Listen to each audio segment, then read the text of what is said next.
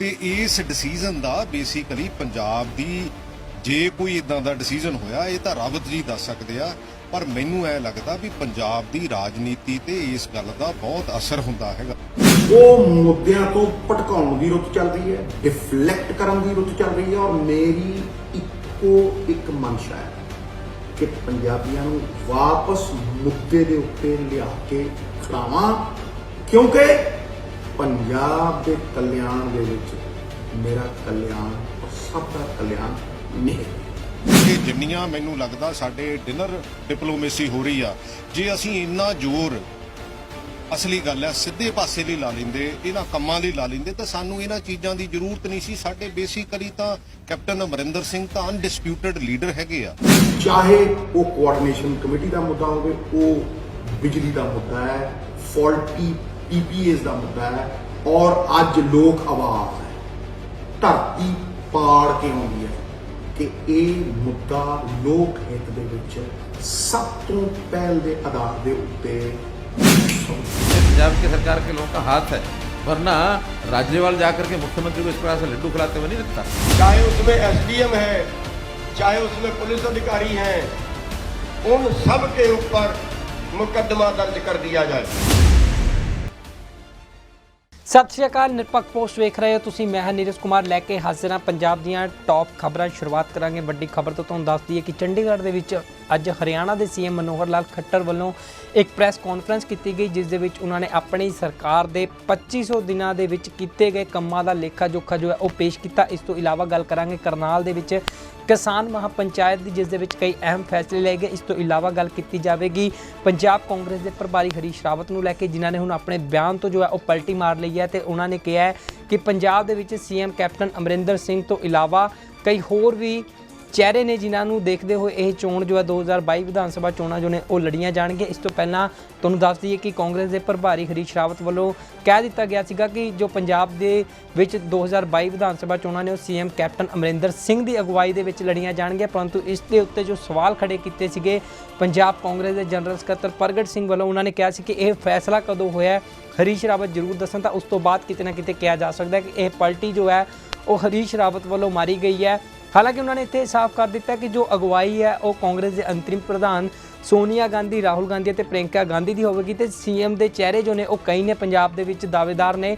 इस तो इलावा गल करांगे नवजोत सिंह सिद्धू के नाल संबंधी, जिन्होंने एक बार फिर तो अपनी ही सरकार नूं बिजली के मुद्दे उत्ते घेरिया। तो शुरुआत करते हैं वड्डी खबर तो तुहानूं दस दईए कि अज चंडीगढ़ के प्रैस क्लब के हरियाणा के सीएम मनोहर लाल खट्टर वालों एक प्रैस कॉन्फ्रेंस की गई, जिस दे विच उन्होंने अपनी सरकार के 2500 दिन पूरे होने ते जो काम किए गए थे उसका लेखा जोखा जो है पेश किया। हालांकि इस दौरान उन्होंने जो है चंडीगढ़ के भी किसानों वालों भारी विरोध किया गया। हालांकि इस दौरान उन्होंने करनाल के जो किसानों के उत्ते लाठीचार्ज जो है उसके उत्ते बोलदे कहा कि किसानों को अपने प्रदर्शन करने का अधिकार है, झंडियां दिखाने का अधिकार है, परंतु किसी के रस्ता रोकने का जो अधिकार है वो नहीं है। इस तो इलावा उन्होंने सीएम कैप्टन अमरिंदर सिंह नूं राज्यपाल वालों लड्डू खुआए जाने के उत्ते भी तंज कसिया। तुहानूं दस दईए कि जदों गन्ना किसानों के नाल मीटिंग जो सी सफल रही सी सीएम कैप्टन अमरिंदर सिंह की, जिस दे विच गन्ने के मुल जो सी वो 360 रुपए कर दिते गए सी, तां उस समय खुशी दे विच बलबीर सिंह राजेवाल जो भारतीय किसान यूनीयन के आगू ने उन्होंने वालों जो है उन्होंने मूँह मिठा करवाया जाता, तो उसनूं लैके भी सीएम मनोहर लाल खट्टर वालों तंज कसिया गया। इस तो इलावा होर किहड़े-किहड़े मुद्दे के उत्ते गलबात की गई है किसानी दे, तुहानूं दस दईए तां वो भी दिखा दिंदे सीएम मनोहर लाल खट्टर ने आखिर की कुछ किया है। देखिए, अब ये लोकप्रियता किसकी कितनी है, ये तो एक ऐसा विषय है कि जिसके ऊपर ना कुछ आप कह सकते हैं, ना मैं कह सकता, ना कोई और अगर कहना शुरू करेंगे तो विवाद के घेरे में फंसेंगे। 1% से लेकर 99% तक कोई कुछ भी कहेगा। तो इसलिए लोकप्रियता का पैमाना तो होता है कि जब जनमत संग्रह होता है किसी चीज़ पर, यानी चुनाव होते हैं, चुनाव के समय कब क्या होता है, कैसे होता है, ये चीज़ें सामने जब आएंगी तो आपके सामने भी आएंगी, हमारे सामने भी आएंगी। जहाँ तक विषय है करनाल वाली घटना का, तो घटना जो हुई आप लोगों ने सारे उस विजुअल्स ये सब देखे हैं और एक उसमें ऑडियो भी आपने सुनी है। मैंने भी सुनी है, तो सुने हुए आधार पर मैं कह सकता हूँ, पहली बात तो ये कह सकता हूँ कि वहाँ एक पार्टी की हमारी मीटिंग थी प्रदेश स्तर की, जिसमें सभी एमएलए बुलाए थे, सभी मंत्री बुलाए थे, सांसद बुलाए थे, मैं भी वहाँ था, हमारे प्रदेश के अध्यक्ष भी थे। लगभग वो 200 लोगों की एक मीटिंग थी और प्री अरेंज्ड मीटिंग थी, एकदम तो वो गए नहीं हैं। लेकिन ये जो विरोध करने, एक दिन पहले योजना बनाई कि हम ये मीटिंग नहीं होने देंगे, हम इस मीटिंग का विरोध करेंगे। पहली बात तो इसी में है कि हमारे देश में संवैधानिक तरीके से जो लोकतंत्र की व्यवस्था होनी चाहिए, वो लोकतंत्र की व्यवस्था सबको पालन करना चाहिए और प्रशासन को, शासन को उस लोकतंत्र की व्यवस्था को बहाल करना उनकी जिम्मेदारी होती है। तो आखिर कोई विरोध करेगा हमारी मीटिंग का तो उसको क्या अधिकार है? कोई अधिकार नहीं है। बल्कि एक महीना भर पहले 2 जगह पर तो ये समझौता हुआ, यानी इन आंदोलनकारियों के और प्रशासन के बीच में। हम कहीं नहीं थे, लेकिन प्रशासन ने अपने तरीके से उनसे बातचीत करके एक रिटर्न का उनका एग्रीमेंट है कि हम अपना जो प्रदर्शन करेंगे वो लोकतांत्रिक तरीके से करेंगे। इसमें नारे बोलने की छूट उनको है, झंडी दिखाने, काली झंडी दिखाने की छूट है, लेकिन किसी का रास्ता रोकना या किसी के काम में व्यवधान डालना, ये उसमें कहीं नहीं है। ये एक समझौता हो चुका था, उसके बाद भी लगातार कर ही रहे हैं 1-1.5 महीने से। इसके बाद ये घटना होना कि हम किसी को जाने नहीं देंगे वहाँ, हमारे प्रदेश अध्यक्ष को रोका गया, काले झंडे दिखाएं को रोकना। फिर बीच में सिरसा में घटना हुई जब डिप्टी स्पीकर की गाड़ी को तोड़ा गया, ये लोकतंत्र के विरोध में है। लोकतंत्र की सुरक्षा करना शासन, प्रशासन, गवर्नर सबका काम है। तो वहाँ पर सब आदेश दिए जाते हैं सुरक्षा एजेंसियों को भी, और जिनके जिम्मे काम होता है कि यहाँ कोई भी आदमी आना जाए, आना नहीं चाहिए, उसको हर तरीके से रोकना है। अब वो जो वीडियो ऑडियो सुनी है उसमें शब्दों का चयन उस अधिकारी का ठीक नहीं है। मतलब इसमें मानने में मुझे कोई गुरेज नहीं है कि सख्ती करना तो उनका काम है, लेकिन शब्दों का चयन संभल के करना चाहिए। और जब लॉ एंड ऑर्डर को मेंटेन करने के लिए फोर्सेस काम करती हैं तो क्या क्या नहीं होता है, सारी सख्ती उपयोग की जाती है। प्रश्न ये नहीं है कार्रवाई हो के नहीं है तो ये एडमिनिस्ट्रेशन पहले देखेगा, हम बाद में देखेंगे। उनके उसमें कितना करना चाहिए, कितना नहीं करना चाहिए, वो सारी जानकारी डीजीपी कर रहे हैं और वो जो रिपोर्ट देंगे उस हिसाब से हम करेंगे। मैं ही कह रहा हूँ कि उनको ये शब्द नहीं बोलने चाहिए थे, लेकिन सख्ती नहीं बरतनी चाहिए थी, ये तो नहीं है। सख्ती तो लोकतंत्र को मेंटेन करने के लिए करनी चाहिए थी। अब आप यहाँ आए हैं, अगर आपको किसी को कोई आपको सुरक्षित यहाँ पहुँचने ना देता तो आप ही कहते कि मेरा अधिकार आने का, क्यों नहीं आने दिया गया। आज जो कॉल दी गई है, आप लोगों ने मुझे बुलाया, मैं यहाँ आया, ना आपका इसमें रोल ना मेरा रोल, लेकिन कोई ये कहे कि नहीं तो हम तो व्यवधान डालेंगे, मुख्यमंत्री को वहाँ नहीं जाने देंगे, क्या इसको आप ठीक मानते हैं? नहीं ना मानते, उसमें दोष ना आपका ना मेरा है। फिर भी आप मेरे से पूछ रहे हैं कि कितना कठिन होकर आना पड़ा। तो ये तो उनको समझाना पड़ेगा कि लोकतांत्रिक तरीके से चलें। कोई बहुत बड़ा लाभ इस आंदोलन को इस प्रकार से चलाने का उनका नहीं हो रहा, ये मैं उनको चेतावनी दे रहा हूँ कि उनको लाभ नहीं हो रहा, उनको नुकसान हो रहा है, समाज उनके खिलाफ खड़ा हो रहा है। बहुत बड़ी संख्या नहीं है। आप जो जनमत लोकमत की बात करते हैं, मुझे भी पता है जनमत का कि कल से मुझे जो फोन आ रहे हैं कि इनको सख्ती से निपटो। अब हम चाहते नहीं, वो हमारे अपने लोग हैं। अपने लोग भी जब बिगड़ जाए, घर में बालक होता है वो भी तो घर का होने के बाद भी बिगड़ जाता है कई बार। तो कोई घर का जो बड़ा होता है वो उस बालक को एक सीमा में तो उसके साथ व्यवहार किया जाता है ना, अब वो सीमा बदलती रहती है। एक सीमा ऐसी थी कि बाप जो है बेटे को थप्पड़ भी मारता था, लाठी भी मारता था और अच्छी सजा देकर के अंदर कमरे बंद कर देता था कि ये काम कर, नहीं तब छोड़ूंगा, नहीं तो नहीं। आज तो कोई माँ बाप ये नहीं कर सकता। आज तो ऐसी ऐसी कहानियां कोई माँ बाप बेटे के साथ कर दे, बेटा जाके मानवाधिकार में खड़ा हो जाता है। तो ये समय समय पर चीज़ें बदलती रहती हैं। इसमें कोई बहुत मुझे लगता है ये चीज़ें ठीक होंगी, लेकिन ये वातावरण बनाने का काम है। हम और आप सब मिलकर वातावरण बनाएं, इसमें आपका बहुत बड़ा रोल है वातावरण बनाने में। अगर उस वातावरण को बनाएंगे कि लोकतंत्र की सुरक्षा ये सबका अधिकार है, राइट टू स्पीच सबका अधिकार है, लेकिन किसी के काम में हिंड्रेंस पैदा करना यह किसी का अधिकार नहीं है। मैं हवा में मुक्का चलाता हूँ, मानो ये करते करते यूं करता हूँ और थोड़ा नजदीक जा करके और यहाँ इनके नाक पर चला जाए तो मेरा अधिकार है क्या? इनके नाक को मुक्का नहीं मार सकता, मैं हवा में चला सकता हूँ। तो there are limitations of every freedom, there is no absolute freedom. इस नाते से हमको सबको एक वातावरण बनाना चाहिए। लोकतंत्र में हर कोई अपना काम करे, प्रदर्शन करें, बोलें, भाषण दें, झंडा दिखाएं, उनका विरोध दर्ज कराएं, लेकिन हम किसी का काम, जब तक हमने भी इसलिए ठीक करो, वरना इन्होंने क्या नहीं किया, उसी स्थान पर जहां ये घटना हुई है उसी स्थान पर इन्होंने मेरा हेलीकॉप्टर नहीं उतरने दिया। वो घटना है ना, और मैंने उसको संभाला कि नहीं, आज ऐसा वातावरण है, मुझे अपना हेलीकॉप्टर उतारना ही नहीं है। और मानो मैं कहता कि नहीं उतारो, और पुलिस को आदेश हो जाते सख्ती से निपटो, तो क्या होता उस दिन? कुछ घटना हो सकती थी ना। तो इसलिए हमारी सबकी जिम्मेवारी है कि हम जिम्मेवारी के नाते से चीज़ों को आगे बढ़ाएं। हाँ, उनकी तकलीफें हैं, और वो तकलीफें कोई हरियाणा सरकार से नहीं है। उनकी तकलीफें मानो केंद्रीय कानून है, कोई भी बात करें तो समझ में आता है, लेकिन हरियाणा सरकार के नाते से उनका कोई गुरेज नहीं होना चाहिए। और हरियाणा को उन्होंने बहुत गलत चुन लिया है इस आंदोलन का, और इसमें पंजाब का हाथ है। पंजाब के पत्रकार मित्र बैठे हैं, इसमें पंजाब के सरकार के लोगों का हाथ है, वरना राज्यपाल जाकर के मुख्यमंत्री को इस प्रकार से लड्डू खिलाते हुए नहीं दिखता। ਤੇ ਹੁਣ ਗੱਲ ਕਰਦੇ ਹਾਂ ਕਰਨਾਲ ਦੇ ਵਿੱਚ ਹੋਈ ਕਿਸਾਨ ਮਹਾਪੰਚਾਇਤ ਦੀ, ਜਿਸ ਦੇ ਵਿੱਚ ਕਈ ਅਹਿਮ ਫੈਸਲੇ ਲਏ ਗਏ। ਤੇ ਤੁਹਾਨੂੰ ਦੱਸ ਦਈਏ ਕਿ ਇਸ ਮੌਕੇ ਗੁਰਨਾਮ ਸਿੰਘ ਚੜੂਨੀ ਨੇ ਹਰਿਆਣਾ ਦੀ ਸਰਕਾਰ ਨੂੰ ਜੋ ਹੈ ਉਹ ਅਲਟੀਮੇਟਮ ਦੇ ਦਿੱਤਾ ਕਿ ਜੋ ਦੋਸ਼ੀ ਅਧਿਕਾਰੀ ਹੈ, ਜੇਕਰ ਉਹਨਾਂ ਦੇ ਉੱਤੇ ਮੁਕੱਦਮੇ ਦਰਜ ਨਾ ਕੀਤੇ ਗਏ, 6 ਸਤੰਬਰ ਤੱਕ ਦਾ ਅਲਟੀਮੇਟਮ ਦਿੱਤਾ ਗਿਆ। ਤੇ 7 ਸਤੰਬਰ ਨੂੰ ਉਹਨਾਂ ਨੇ ਕਿਹਾ ਕਿ 7 ਸਤੰਬਰ ਨੂੰ ਕਰਨਾਲ ਦੀ ਜੋ ਅਨਾਜ ਮੰਡੀ ਉੱਥੇ ਇਕੱਠੇ ਹੋ ਕੇ ਜੋ ਸੈਕਟਰੀਏਟ ਹੈ ਕਰਨਾਲ ਦੇ ਵਿੱਚ, ਉਸ ਨੂੰ ਅਣਮਿੱਥੇ ਸਮੇਂ ਦੇ ਲਈ ਘੇਰਿਆ ਜਾਵੇਗਾ। ਇਸ ਤੋਂ ਇਲਾਵਾ ਜੋ ਕਿਸਾਨ ਕਰਨਾਲ ਦੇ ਵਿੱਚ ਲਾਠੀਚਾਰਜ 'ਚ ਸ਼ਹੀਦ ਹੋਏ ਨੇ, ਉਹਨਾਂ ਨੂੰ ਕਿਹਾ ਕਿ 25 ਲੱਖ ਰੁਪਏ ਦਾ ਉਹਨਾਂ ਪਰਿਵਾਰਕ ਮੈਂਬਰਾਂ ਨੂੰ ਮੁਆਵਜ਼ਾ ਦਿੱਤਾ ਜਾਵੇ।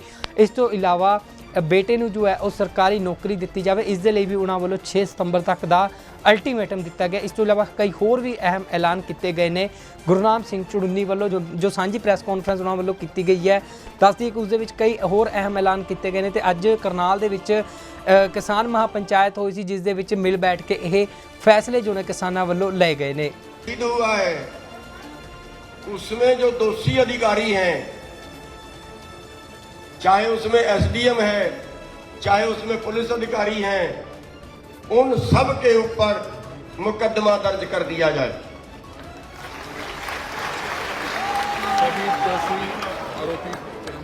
और इसका टाइम दिया है उनको 6 तारीख तक का, क्योंकि 5 तारीख की उत्तर प्रदेश के अंदर रैली है और आप सभी ने रैली में भी जाना है। वहां पे बड़ी पंचायत देश की रखी गई है संयुक्त किसान मोर्चे की तरफ से, तो आप सभी ने उसमें भी जाना है। इसलिए उस तारीख को टाल के 6 तारीख तक हम सरकार का इंतजार करेंगे, और वरना 7 तारीख को फिर हम एक बड़ी पंचायत करनाल की अनाज मंडी में बुला के और यहाँ का जो प्रशासन है, सेक्रेटरीट है, उसका घेराव अनिश्चित काल के लिए कर देंगे। इसके साथ साथ जो हमारा भाई शहीद हुआ है उसके लिए 25 लाख रुपया मुआवजा और उसके बेटे को नौकरी।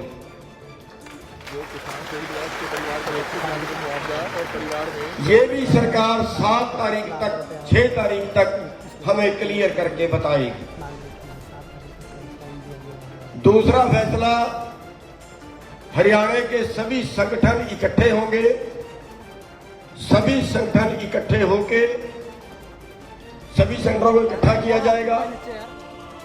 जैसे पंजाब वाले अपनी मीटिंग करते हैं, ऐसे ही हम भी अपनी अलग से मीटिंग करेंगे और संयुक्त मोर्चे के सामने अपनी बात रखेंगे कि संयुक्त मोर्चा कोई अगला जो कड़ा फैसला है, जो आंदोलन है, उसको कड़ा फैसला लीजिए। पूरे हरियाणा के जो किसान हैं, पूरे हरियाणा की जो जनता है, उनकी डिमांड है कि अब हम बार बार नहीं पीटेंगे, अब हमें कड़ा फैसला लेना होगा, चाहे वो दिल्ली जाने का हो, चाहे कुछ भी हो। एक बार हम हरियाणा की तरफ से संयुक्त मोर्चे के आगे अपनी बात रखेंगे। अगर उसके बाद भी संयुक्त मोर्चा को फैसला नहीं लेता है तो फिर हरियाणा की अलग से मीटिंग करेंगे, और क्योंकि सभी हरियाणा के संगठनों को एक मंच पे कर रहे हैं, सभी हरियाणा के संगठनों को एक मंच पे करके संयुक्त मोर्चे के आगे अपनी बात रखेंगे। संयुक्त मोर्चा उस पर भी अगली कार्रवाई करे, और जो भी वहां से जवाब होगा, जो भी वहां से वो कार्रवाई का आश्वासन देंगे, उसके बाद फिर हरियाणा के संगठन अपनी मीटिंग करके अगला फैसला लेंगे। हाँ, जो लोग हमारे घायल हुए हैं, जिनको काफी चोटें, किसी को सिर में है, एक भाई का नाक की हड्डी टूटी है, टांग टूटी है, बांह टूटी है, बहुत से जहां जिनको भी चोटें हैं, उन भाइयों को 2-2 लाख रुपए मुआवजा। तो ये सरकार से मांगे हैं और 7 तारीख को 5 को आप सभी ने उत्तर प्रदेश जाना है, मुजफ्फरनगर में बड़ी रैली है, और 7 तारीख को पूरे हरियाणा से पूरा जोर लगा के हमने करनाल की अनाज मंडी में इकट्ठे होना है, और वहां इकट्ठे होने के बाद यहाँ के जो सेक्रेटरीट है उसका घेराव किया जाएगा। तो ये आज के फैसले हुए हैं, और जो अगला कार्रवाई है, जो आगे आंदोलन को आगे बढ़ाने की कार्रवाई है, वो सभी हरियाणा के जो संगठन है वो एक मत से ये तैयार है कि हम बड़ा आंदोलन आगे लड़ना चाहते हैं, लेकिन कोई फूट किसी तरह की नजर ना आए, इसलिए संयुक्त मोर्चे के सामने एक बार अपनी बात रखेंगे, और सब हमें उम्मीद भी है कि संयुक्त मोर्चा कोई बड़ा फैसला लेने पे उसमें हाँ करें।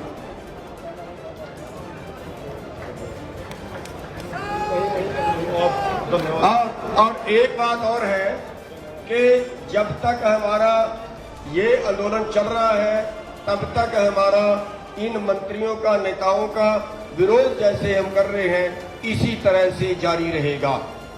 जहां भी आप भाइयों की जरूरत पड़े वहां सभी इकट्ठे हो जाया करो। आप सबका बहुत बहुत धन्यवाद, बहुत बहुत आभार। ਪੰਜਾਬ ਕਾਂਗਰਸ ਦੇ ਅੰਦਰ ਜਿੱਥੇ ਲਗਾਤਾਰ ਹੀ ਖਾਨਾਜ਼ੰਗੀ ਚੱਲ ਰਹੀ ਹੈ, ਤੇ ਉੱਥੇ ਹੀ ਹੁਣ ਪੰਜਾਬ ਦੇ ਵਿੱਚ ਪੰਜਾਬ ਕਾਂਗਰਸ ਦੇ ਪ੍ਰਭਾਰੀ ਜੋ ਨੇ ਉਸ ਦੇ ਉੱਤੇ ਹਮਲਾ ਕੀਤਾ, ਹਰੀਸ਼ ਰਾਵਤ ਤੇ ਹਮਲਾ ਕੀਤਾ ਪੰਜਾਬ ਦੇ ਜਨਰਲ ਸਕੱਤਰ ਜੋ ਲਗਾਏ ਗਏ ਨੇ ਕਾਂਗਰਸ ਦੇ ਪ੍ਰਗਟ ਸਿੰਘ ਵੱਲੋਂ। ਤੁਹਾਨੂੰ ਦੱਸ ਦਈਏ ਕਿ ਜਦੋਂ ਪੰਜਾਬ ਦੇ ਜੋ ਕੈਪਟਨ ਤੋਂ ਬਾਗੀ ਧੜਾ ਤੁਹਾਨੂੰ ਦੱਸ ਦਈਏ, ਜਿਸ ਦੇ ਵਿੱਚ 3 ਕੈਬਨਿਟ ਮੰਤਰੀ ਅਤੇ ਵਿਧਾਇਕ ਸ਼ਾਮਲ ਨੇ, ਜਦੋਂ ਦੇਹਰਾਦੂਨ ਦੇ ਵਿੱਚ ਹਰੀਸ਼ ਰਾਵਤ ਦੇ ਨਾਲ ਮੁਲਾਕਾਤ ਕਰਨ ਲਈ ਪਹੁੰਚਦੇ ਨੇ, ਤਾਂ ਉਸ ਤੋਂ ਪਹਿਲਾਂ ਹਰੀਸ਼ ਰਾਵਤ ਵੱਲੋਂ ਇੱਕ ਮੀਡੀਆ ਦੇ ਵਿੱਚ ਬਿਆਨ ਦਿੱਤਾ ਜਾਂਦਾ ਕਿ ਪੰਜਾਬ 2022 ਦੀਆਂ ਜੋ ਵਿਧਾਨ ਸਭਾ ਚੋਣਾਂ ਨੇ ਉਹ ਹੋਣਗੀਆਂ। ਤੁਹਾਨੂੰ ਦੱਸ ਦਈਏ ਕਿ ਸੀਐਮ ਕੈਪਟਨ ਅਮਰਿੰਦਰ ਸਿੰਘ ਦੀ ਅਗਵਾਈ ਦੇ ਵਿੱਚ ਇਹ ਗੱਲ ਜੋ ਹਰੀਸ਼ ਰਾਵਤ ਵੱਲੋਂ ਕਹੀ ਜਾਂਦੀ, ਤਾਂ ਇਸ ਨੂੰ ਲੈ ਕੇ ਹੁਣ ਪੰਜਾਬ ਦੇ ਜੋ ਨਵ-ਨਿਯੁਕਤ ਜਨਰਲ ਸਕੱਤਰ ਨੇ ਪ੍ਰਗਟ ਸਿੰਘ, ਉਹਨਾਂ ਨੇ ਸਵਾਲ ਚੁੱਕੇ ਨੇ। ਉਹਨਾਂ ਨੇ ਹਰੀਸ਼ ਰਾਵਤ ਨੂੰ ਸਵਾਲ ਕੀਤਾ ਕਿ ਆਖਰ ਉਹ ਦੱਸਣ ਕਿ ਇਹ ਫੈਸਲਾ ਕਦੋਂ ਲਿਆ ਗਿਆ ਕਿ ਜੋ 2022 ਦੀਆਂ ਵਿਧਾਨ ਸਭਾ ਚੋਣਾਂ ਨੇ ਉਹ ਪੰਜਾਬ ਦੇ ਸੀਐਮ ਕੈਪਟਨ ਅਮਰਿੰਦਰ ਸਿੰਘ ਦੀ ਅਗਵਾਈ ਦੇ ਵਿੱਚ ਲੜੀਆਂ ਜਾਣਗੀਆਂ। ਤੁਹਾਨੂੰ ਦੱਸ ਦਈਏ ਕਿ ਸਿੱਧੂ ਧੜਾ ਜੋ ਹੈ ਉਹ ਲਗਾਤਾਰ ਮੰਗ ਕਰ ਰਿਹਾ ਕਿ ਪੰਜਾਬ ਦੇ ਵਿੱਚ ਸੀਐਮ ਫੇਸ ਨੂੰ ਬਦਲਿਆ ਜਾਵੇ। ਇਸ ਤੋਂ ਇਲਾਵਾ ਹੁਣ ਜੋ ਹੈ ਪ੍ਰਗਟ ਸਿੰਘ ਨੇ ਹਰੀਸ਼ ਰਾਵਤ ਦੇ ਉੱਤੇ ਤਿੱਖਾ ਹਮਲਾ ਕੀਤਾ ਤੇ ਆਖਿਰ ਉਹਨਾਂ ਦੇ ਉੱਤੇ ਜੋ ਨੇ ਉਹ ਸਵਾਲੀਆ ਨਿਸ਼ਾਨ ਲਗਾਏ ਨੇ, ਤੇ ਉਹਨਾਂ ਨੂੰ ਸਵਾਲ ਕੀਤਾ ਹੈ ਕਿ ਆਖਰ ਉਹ ਦੱਸਣ ਕਿ ਇਹ ਫੈਸਲਾ ਜੋ ਹੈ ਉਹ ਕਦੋਂ ਲਿਆ ਗਿਆ ਤੇ ਕਿਸ ਕਮੇਟੀ ਦੇ ਵਿੱਚ ਲਿਆ ਗਿਆ। ਪ੍ਰਗਟ ਸਿੰਘ ਦਾ ਕਹਿਣਾ ਕਿ ਪੰਜਾਬ ਕਾਂਗਰਸ ਦੇ ਵਿੱਚ ਜੋ ਵੀ ਹਾਈ ਲੈਵਲ ਦੇ ਫੈਸਲੇ ਹੁੰਦੇ ਨੇ ਉਹ ਕਾਂਗਰਸ ਹਾਈ ਕਮਾਂਡ ਦੇ ਵੱਲੋਂ ਹੀ ਲਏ ਜਾਂਦੇ ਨੇ। ਇਸ ਤੋਂ ਇਲਾਵਾ ਉਹਨਾਂ ਨੇ ਕਿਹਾ ਕਿ ਜਿਸ ਨੂੰ ਵੀ ਅਗਵਾਈ ਸੌਂਪਣੀ ਹੈ ਪੰਜਾਬ 2022 ਦੀ, ਤਾਂ ਉਹ ਜੋ ਨਿਰਣਾ ਲੈਣਾ ਹੈ ਉਹ ਕਾਂਗਰਸ ਦੀ ਹਾਈ ਕਮਾਂਡ ਵੱਲੋਂ ਲਿਆ ਜਾਣਾ। ਤਾਂ ਆਖਿਰ ਦੇ ਵਿੱਚ ਉਹਨਾਂ ਨੇ ਇੱਕ ਵਾਰ ਫੇਰ ਤੋਂ ਹਰੀਸ਼ ਰਾਵਤ ਨੂੰ ਪੁੱਛਿਆ ਕਿ ਆਖਰ ਉਹ ਦੱਸਣ ਕਿ ਕਦੋਂ ਇਹ ਫੈਸਲਾ ਹੋਇਆ ਕਿ ਜੋ ਇਹਨਾਂ ਨੂੰ ਅਗਵਾਈ ਜੋ ਹੈ ਉਹ ਸੌਂਪੀ ਜਾ ਰਹੀ ਹੈ ਪੰਜਾਬ ਦੇ ਸੀਐਮ ਕੈਪਟਨ ਅਮਰਿੰਦਰ ਸਿੰਘ ਨੂੰ 2022 ਦੇ ਵਿੱਚ, ਤੇ ਕਦੋਂ ਉਹਨਾਂ ਦੇ ਫੇਸ ਦਾ ਐਲਾਨ ਹੋਇਆ, ਜ਼ਰੂਰ ਜਨਤਾ ਨੂੰ ਦੱਸਣ। ਜਿਹੜੀਆਂ ਉਹ ਕੈਪਟਨ ਅਮਰਿੰਦਰ ਸਿੰਘ ਦੇ ਜੇ ਉਹਨਾਂ ਦੀ ਅਗਵਾਈ ਦੇ ਵਿੱਚ ਲੜਨੀਆਂ, ਤੇ ਡਿਸੀਜਨ ਕਦੋਂ ਹੋਇਆ, ਤੇ ਇਸ ਡਿਸੀਜਨ ਦਾ ਬੇਸਿਕਲੀ ਪੰਜਾਬ ਦੀ ਜੇ ਕੋਈ ਇਦਾਂ ਦਾ ਡਿਸੀਜਨ ਹੋਇਆ ਇਹ ਤਾਂ ਰਾਵਤ ਜੀ ਦੱਸ ਸਕਦੇ ਆ, ਪਰ ਮੈਨੂੰ ਐ ਲੱਗਦਾ ਵੀ ਪੰਜਾਬ ਦੀ ਰਾਜਨੀਤੀ ਤੇ ਇਸ ਗੱਲ ਦਾ ਬਹੁਤ ਅਸਰ ਹੁੰਦਾ ਹੈਗਾ। ਇਹ ਤਾਂ ਹੁਣ ਸੋਢੀ ਜੀ ਦੱਸ ਸਕਦੇ ਆ, ਕਿਉਂਕਿ ਮੈਂ ਤਾਂ ਉਹਨਾਂ ਦੀ ਕਾਰਗੁਜ਼ਾਰੀ ਤੇ ਤਾਂ ਕੀ ਗੱਲ ਕਰਨੀ, ਕਿਉਂਕਿ ਉਹਨਾਂ ਦੇ ਉੱਤੇ ਤਾਂ 2 ਪਰਚੇ, ਸੱਚੀ ਗੱਲ ਆ ਗਵਰਨਮੈਂਟ ਨੇ ਵੀ ਇੱਕ ਤਾਂ ਪਰਚਾ ਰਿਕਮੈਂਡ ਕੀਤਾ ਹੋਇਆ, ਔਰ ਇਹ ਜਿੰਨੀਆਂ ਮੈਨੂੰ ਲੱਗਦਾ ਸਾਡੇ ਡਿਨਰ ਡਿਪਲੋਮੇਸੀ ਹੋ ਰਹੀ ਆ, ਜੇ ਅਸੀਂ ਇੰਨਾ ਜ਼ੋਰ, ਅਸਲੀ ਗੱਲ ਆ, ਸਿੱਧੇ ਪਾਸੇ ਲਈ ਲਾ ਲੈਂਦੇ, ਇਹਨਾਂ ਕੰਮਾਂ ਲਈ ਲਾ ਲੈਂਦੇ, ਤਾਂ ਸਾਨੂੰ ਇਹਨਾਂ ਚੀਜ਼ਾਂ ਦੀ ਜ਼ਰੂਰਤ ਨਹੀਂ ਸੀ। ਸਾਡੇ ਬੇਸਿਕਲੀ ਤਾਂ ਕੈਪਟਨ ਅਮਰਿੰਦਰ ਸਿੰਘ ਤਾਂ ਅਨਡਿਸਪਿਊਟਡ ਲੀਡਰ ਹੈਗੇ ਆ, ਲੇਕਿਨ ਅਨਫੋਰਚੂਨੇਟਲੀ ਜੋ ਉਹਨਾਂ ਤੇ 2017 ਦੇ ਉੱਤੇ ਲੋਕਾਂ ਨੇ ਭਰੋਸਾ ਕੀਤਾ ਸੀ, ਸੱਚੀ ਗੱਲ ਆ ਉਹਦੇ ਤੇ ਖਰੇ ਜਿਹੜੇ ਉਤਰੇ ਨੇ। ਇਸ ਦੇ ਨਾਲ ਹੀ ਨਵਜੋਤ ਸਿੰਘ ਸਿੱਧੂ ਇੱਕ ਵਾਰ ਫੇਰ ਤੋਂ ਆਪਣੀ ਹੀ ਸਰਕਾਰ ਨੂੰ ਘੇਰਦੇ ਨਜ਼ਰ ਆਏ ਨੇ। ਤੁਹਾਨੂੰ ਦੱਸ ਦਈਏ ਕਿ ਸੋਸ਼ਲ ਮੀਡੀਆ ਤੇ ਇੱਕ ਪੋਸਟ ਪਾ ਕੇ ਨਵਜੋਤ ਸਿੰਘ ਸਿੱਧੂ ਨੇ ਪੰਜਾਬ ਸਰਕਾਰ ਨੂੰ ਮੰਗ ਕੀਤੀ ਹੈ ਕਿ ਜੋ ਵਿਧਾਨ ਸਭਾ ਦਾ ਸੈਸ਼ਨ ਹੈ ਉਹ 1-2 ਦਿਨ ਦਾ ਨਹੀਂ ਬਲਕਿ 5 ਤੋਂ 7 ਦਿਨਾਂ ਦਾ ਹੋਵੇ, ਘੱਟੋ ਘੱਟ ਸਾਰੇ ਮੁੱਦਿਆਂ ਦੇ ਉੱਤੇ ਵਧੀਆ ਤਰੀਕੇ ਦੇ ਨਾਲ ਵਿਚਾਰ ਚਰਚਾ ਕੀਤੀ ਜਾ ਸਕੇ। ਇਸ ਤੋਂ ਇਲਾਵਾ ਉਹਨਾਂ ਨੇ ਕਿਹਾ ਕਿ PPA ਜੋ ਹੈ ਪਾਵਰ ਪਰਚੇਜ਼ ਐਗਰੀਮੈਂਟ ਹੈ, ਇਸ ਨੂੰ ਵੀ ਰੱਦ ਕਰਨ ਦਾ ਪ੍ਰਸਤਾਵ ਜੋ ਹੈ ਉਹ ਵਿਧਾਨ ਸਭਾ ਦੇ ਵਿੱਚ ਲੈ ਕੇ ਆਂਦਾ ਜਾਵੇ ਤਾਂ ਜੋ ਲੋਕਾਂ ਨੂੰ ਘरेलू बिजली जो है वो 3 रुपए प्रति यूनिट ਅਤੇ ਉਦਯੋਗਿਕ ਬਿਜਲੀ ਜੋ ਹੈ ਉਹ 5 रुपए प्रति यूनिट ਦਿੱਤੀ ਜਾ ਸਕੇ। ਇਸ ਤੋਂ ਇਲਾਵਾ ਇੱਕ ਫਾਰਮੂਲਾ ਵੀ ਜੋ ਹੈ ਨਵਜੋਤ ਸਿੰਘ ਸਿੱਧੂ ਵੱਲੋਂ ਦਿੱਤਾ ਗਿਆ ਤੇ ਤੁਹਾਨੂੰ ਦੱਸ ਦਈਏ ਕਿ ਨਵਜੋਤ ਸਿੰਘ ਸਿੱਧੂ ਲਗਾਤਾਰ ਟਵੀਟ ਦੇ ਜ਼ਰੀਏ ਵੀ ਆਪਣੀ ਸਰਕਾਰ ਨੂੰ ਘੇਰਦੇ ਨਜ਼ਰ ਆ ਰਹੇ ਸਨ। ਬੀਤੇ ਦਿਨਾਂ ਹੀ ਉਹਨਾਂ ਵੱਲੋਂ ਬਿਜਲੀ ਦੇ ਮੁੱਦੇ ਨੂੰ ਹੀ ਲੈ ਕੇ ਟਵੀਟ ਕੀਤਾ ਗਿਆ ਸੀਗਾ ਤੇ ਯਾਦ ਕਰਵਾਇਆ ਸੀਗਾ 2017 ਦੇ ਵਿੱਚ ਕਾਂਗਰਸ ਸਰਕਾਰ ਨੂੰ ਕਿ ਕਿਸ ਤਰੀਕੇ ਦੇ ਨਾਲ ਲੋਕਾਂ ਨੂੰ ਵਾਅਦੇ ਕੀਤੇ ਗਏ ਸਨ ਤੇ ਆਖਿਰ ਹੁਣ ਉਹ ਵਾਅਦੇ ਕਦੋਂ ਪੂਰੇ ਹੋਣਗੇ। ਤੁਹਾਨੂੰ ਦੱਸ ਦਈਏ ਕਿ ਉਸ ਸਮੇਂ ਵੀ ਟਵੀਟ ਦੇ ਵਿੱਚ ਇਹੀ ਗੱਲਾਂ ਕਹੀਆਂ ਗਈਆਂ ਸੀ ਕਿ ਜਲਦ ਤੋਂ ਜਲਦ ਜੋ ਬਿਜਲੀ ਸਮਝੌਤਾ ਹੈ ਉਹਨਾਂ ਨੂੰ ਰੱਦ ਕੀਤਾ ਜਾਵੇ ਤੇ ਜੋ ਘरेलू ਬਿਜਲੀ ਹੈ ਉਹ 3 रुपए प्रति यूनिट ਅਤੇ ਉਦਯੋਗਿਕ ਬਿਜਲੀ ਜੋ ਹੈ ਉਹ 5 रुपए प्रति यूनिट ਦਿੱਤੀ ਜਾਣੀ ਚਾਹੀਦੀ ਹੈ। ਪਿਆਰੇ ਪੰਜਾਬੀਓ, ਰੁੱਤਾਂ ਅਕਸਰ ਬਦਲਦੀਆਂ ਰਹਿੰਦੀਆਂ ਨੇ, ਪਰ ਅੱਜ ਕੱਲ ਜਿਹੜੀ ਪੰਜਾਬ 'ਚ ਰੁੱਤ ਚੱਲਦੀ ਹੈ ਨਾ, ਉਹ ਮੁੱਦਿਆਂ ਤੋਂ ਭਟਕਾਉਣ ਦੀ ਰੁੱਤ ਚੱਲ ਰਹੀ ਹੈ, ਡਿਫਲੈਕਟ ਕਰਨ ਦੀ ਰੁੱਤ ਚੱਲ ਰਹੀ ਹੈ। ਔਰ ਮੇਰੀ ਇੱਕੋ ਇੱਕ ਮਨਸ਼ਾ ਹੈ ਕਿ ਪੰਜਾਬੀਆਂ ਨੂੰ ਵਾਪਸ ਮੁੱਦੇ ਦੇ ਉੱਤੇ ਲਿਆ ਕੇ ਖੜਾਵਾਂ, ਕਿਉਂਕਿ ਪੰਜਾਬ ਦੇ ਕਲਿਆਣ ਦੇ ਵਿੱਚ ਮੇਰਾ ਕਲਿਆਣ ਸਭ ਦਾ ਕਲਿਆਣ ਨਹੀਂ। ਪਿਛਲੇ 1 ਮਹੀਨਿਆਂ ਤੋਂ ਮੇਰਾ ਸੰਪਰਕ ਪੰਜਾਬ ਦੇ ਵਿਧਾਇਕਾਂ ਦੇ ਨਾਲ, ਬਹੁਤ ਸਾਰੇ ਹਜ਼ਾਰਾਂ ਲੱਖਾਂ ਵਰਕਰਾਂ ਦੇ ਨਾਲ ਤੇ ਆਮ ਲੋਕਾਂ ਦੇ ਨਾਲ ਗਲੀਆਂ 'ਚ ਮੁਹੱਲਿਆਂ 'ਚ ਨੁੱਕੜ ਮੀਟਿੰਗਾਂ ਦੇ ਵਿੱਚ ਹੋਇਆ, ਰਾਬਤਾ ਹੋਇਆ। ਉਹ ਸੰਪਰਕ ਸਾਧ ਕੇ ਇੱਕ ਗੱਲ ਦਾ ਮੈਨੂੰ ਅਹਿਸਾਸ ਹੋਇਆ ਕਿ ਚਾਹੇ ਹਾਈਕਮਾਂਡ ਦਾ 18 ਪੁਆਇੰਟ ਏਜੰਡਾ ਹੋਵੇ, ਚਾਹੇ ਸਾਡਾ ਟੌਪ ਪ੍ਰਾਇੋਰਟੀ ਪਹਿਲ ਦੇ ਆਧਾਰ ਤੇ ਜਿਹੜਾ ਅਸੀਂ ਮੁੱਦਾ ਨਿਰਧਾਰਿਤ ਕੀਤਾ ਸੀਗਾ ਕੋਆਰਡੀਨੇਸ਼ਨ ਕਮੇਟੀ ਦੇ ਵਿੱਚ ਵੀ 5 ਮੁੱਦਿਆਂ ਵਾਲਾ, ਜਿਹੜੀ ਚੀਫ ਮਿਨਿਸਟਰ ਪੰਜਾਬ ਦੇ ਨਾਲ ਹੋਈ ਸੀ, ਚਾਹੇ ਉਹ ਕੋਆਰਡੀਨੇਸ਼ਨ ਕਮੇਟੀ ਦਾ ਮੁੱਦਾ ਹੋਵੇ, ਉਹ ਬਿਜਲੀ ਦਾ ਮੁੱਦਾ ਹੈ, ਫਾਲਟੀ PPAs ਦਾ ਮੁੱਦਾ ਹੈ, ਔਰ ਅੱਜ ਲੋਕ ਆਵਾਜ਼ ਹੈ, ਧਰਤੀ ਪਾੜ ਕੇ ਆਉਂਦੀ ਹੈ ਕਿ ਇਹ ਮੁੱਦਾ ਲੋਕ ਹਿੱਤ ਦੇ ਵਿੱਚ ਸਭ ਤੋਂ ਪਹਿਲ ਦੇ ਆਧਾਰ ਦੇ ਉੱਤੇ ਸੋਲਵ ਕੀਤਾ ਜਾਵੇ। ਇਸ ਸਮੱਸਿਆ ਦਾ ਪਹਿਲਾ ਸਿੱਧਾ ਤੇ ਸਿੰਪਲ ਹੱਲ ਹੈ ਕਿ ਪੰਜਾਬ ਸਰਕਾਰ ਲੋਕ ਹਿੱਤ ਦੇ ਵਿੱਚ, ਪਬਲਿਕ ਇੰਟਰਸਟ ਦੇ ਵਿੱਚ ਇੱਕ ਬਿਜਲੀ ਕਾਨੂੰਨ 2003 ਦੇ ਅਧੀਨ ਨਿਰਦੇਸ਼ ਜਾਰੀ ਕਰੇ, ਜਿਹੜਾ ਪੰਜਾਬ ਰਾਜ ਰੈਗੂਲੇਟਰੀ ਕਮਿਸ਼ਨ ਹੈ ਬਿਜਲੀ ਦਾ, ਕਿ ਭਾਈ ਤੁਸੀਂ ਆਪਣਾ ਇੱਕ ਟੈਰਿਫ ਆਰਡਰ ਇਸ਼ੂ ਕਰੋ ਜਿਹਦੇ ਅਧੀਨ ਫੇਅਰ ਔਰ ਜਸਟ ਪ੍ਰਾਈਸਿਸ ਦੇ ਉੱਤੇ ਬਿਜਲੀ ਖਰੀਦੀ ਜਾਵੇ, ਔਰ ਜਿਹੜੇ ਇਹ ਐਗਜ਼ੋਰਬਿਟੈਂਟ ਪ੍ਰਾਈਸਿਸ ਦੇ ਉੱਤੇ PPA ਸਾਈਨ ਕੀਤੇ ਉਹ ਨਲ ਐਂਡ ਵੋਇਡ ਕਰਾਰ ਦਿੱਤੇ ਜਾਣ। ਇਹਦਾ ਸਿੱਧਾ ਸਿੱਧਾ ਫਾਇਦਾ ਕੀ ਹੈ ਪਿਆਰੇ ਪੰਜਾਬੀਓ, ਕਿ 50,000 ਕਰੋੜ ਦਾ ਫਾਇਦਾ ਸਿੱਧਾ ਇਸ ਸਟੇਟ ਨੂੰ ਆਊਗਾ। ਉਹ ਚੋਰ ਮੋਰੀ ਇਮੀਡੀਏਟਲੀ ਰੁਕ ਜਾਊਗੀ ਔਰ ਪੰਜਾਬ ਦੇ ਹਰੇਕ ਮਿਸ਼ਨ ਦੇ 1.5 ਤੋਂ 2 ਰੁਪਏ ਪਰ ਯੂਨਿਟ ਘੱਟ ਪੈਸੇ ਦੇਣੇ ਪੈਣਗੇ ਔਰ ਹਰ ਪਾਸੇ ਪਾਵਰ ਹੋਊ। ਪੰਜਾਬ ਸਰਕਾਰ ਦਾ ਸ੍ਰੀ ਗੁਰੂ ਤੇਗ ਬਹਾਦਰ ਸਾਹਿਬ ਦਾ 400 ਸਾਲਾ ਪ੍ਰਕਾਸ਼ ਦਿਹਾੜਾ, ਉਹਦੇ ਸਮਰਪਿਤ ਜਿਹੜਾ ਇਹ ਸੈਸ਼ਨ ਬੁਲਾਇਆ ਗਿਆ ਹੈ, ਬਹੁਤ ਹੀ ਸ਼ਲਾਘਾਯੋਗ ਕਦਮ। ਚਾਨਣ ਮਨਾਰੇ ਨੇ ਸਾਡੀਆਂ ਜ਼ਿੰਦਗੀਆਂ ਨੂੰ ਸੇਧ ਦੇਣ ਵਾਲਾ ਚਾਨਣ ਮਨਾਰਾ, ਲੇਕਿਨ ਉਹਨਾਂ ਦੀ ਵਿਚਾਰਧਾਰਾ ਮਾਨਵਤਾ ਨੂੰ ਸੇਧ ਦੇਣ ਦੇ ਨਾਲ ਸਰਬੱਤ ਦਾ ਭਲਾ ਵੀ ਚਾਹੁੰਦੀ ਹੈ। ਔਰ ਇੱਕ ਦਿਨ ਦੇ ਸੈਸ਼ਨ ਦੇ ਵਿੱਚ ਕਿੰਨੇ ਹੀ ਮਸਲੇ ਨੇ ਪੰਜਾਬ ਦੇ ਲੋਕਾਂ ਦੀਆਂ ਜ਼ਿੰਦਗੀਆਂ ਨੂੰ ਬਿਹਤਰ ਕਰਨ ਦੇ ਨਾਲ ਜੁੜੇ ਹੋਏ, ਉਹ ਹੱਲ ਨਹੀਂ। ਮੈਂ ਮੰਗ ਕਰਦਾ ਕਿ ਗੁਰੂ ਸਾਹਿਬ ਦੀ ਯਾਦ ਦੇ ਵਿੱਚ 5-7 ਦਿਨਾਂ ਦਾ ਸੈਸ਼ਨ ਹੋਵੇ, ਜਿੱਥੇ ਹੋਰ ਅਹਿਮ ਮਸਲਿਆਂ ਦੇ ਨਾਲ ਇਹ ਤਰਜੀਹ ਦਿੱਤੀ ਜਾਵੇ ਕਿ ਜਿਸ ਤਰ੍ਹਾਂ ਅਸੀਂ SYL ਦੇ ਖਿਲਾਫ ਡਟ ਕੇ ਇੱਕ ਕਾਨੂੰਨ ਲਿਆਂਦਾ ਸੀਗਾ ਟਰਮੀਨੇਸ਼ਨ ਦਾ, ਔਰ ਪੰਜਾਬ ਦਾ ਬੂੰਦ ਪਾਣੀ ਦੇਣ ਤੋਂ ਅਨਜਸਟੀਫਾਈਡ ਇਨਕਾਰ ਕਰਤਾ ਸੀ, ਉਸੇ ਤਰ੍ਹਾਂ ਇੱਕ ਟਰਮੀਨੇਸ਼ਨ ਦਾ ਕਾਨੂੰਨ ਲਿਆਂਦਾ ਜਾਵੇ, Punjab termination of PPAs act, ਜਿਹਦੇ ਨਾਲ ਇਹ ਫਾਲਟੀ PPAs ਸਿਰੇ ਤੋਂ ਰੱਦ ਕੀਤੇ ਜਾਣ ਔਰ ਪੰਜਾਬ ਦੇ ਲੋਕਾਂ ਨੂੰ ਜਸਟ ਔਰ ਫੇਅਰ ਪ੍ਰਾਈਸਿਸ ਦੇ ਉੱਤੇ ਬਿਜਲੀ ਮਿਲੇ ਔਰ ਇਹ